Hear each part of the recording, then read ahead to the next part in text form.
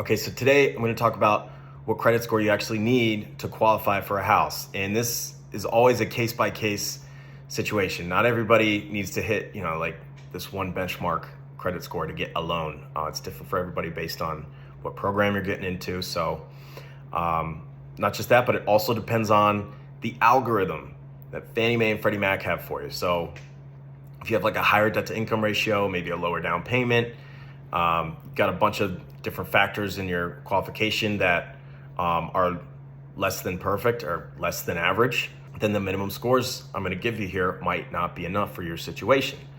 So the only way you figure out what your minimum credit score is for whatever situation you want to get into is if you apply. Just like I'm saying in my last video on the 10 things you should ask a lender, you don't know anything until you apply. Let's start here with the lowest scores and move on up. For a VA loan, starts at 580.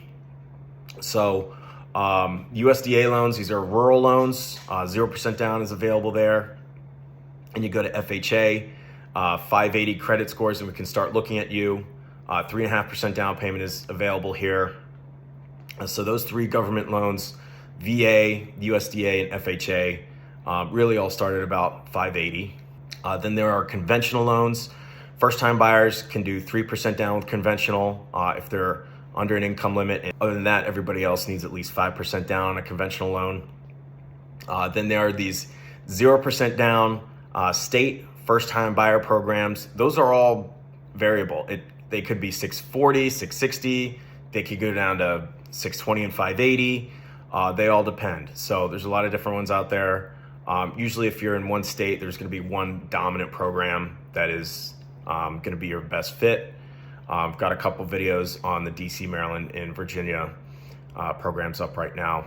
Then there's the jumbo loan programs. These vary based on bank.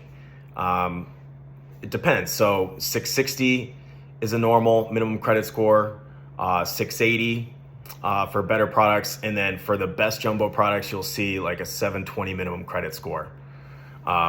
Could even be higher though.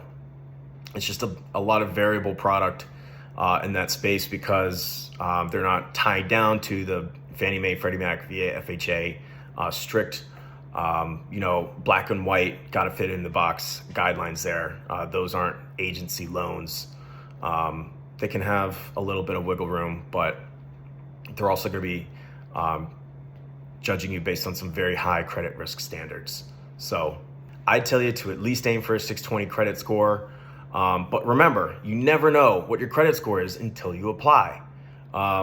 Remember, those apps that you see, they're not going to give you your mortgage score. There's a 99% chance that those are off. Okay, those scores that you see on freecreditscore.com, Credit Karma, that stuff, your online banking apps, they're going to give you scores for credit cards, car loans, student loans, personal loans, loans that don't carry hundreds of thousands of dollars worth of debt behind them. So those are going to be a little bit higher than the mortgage scores.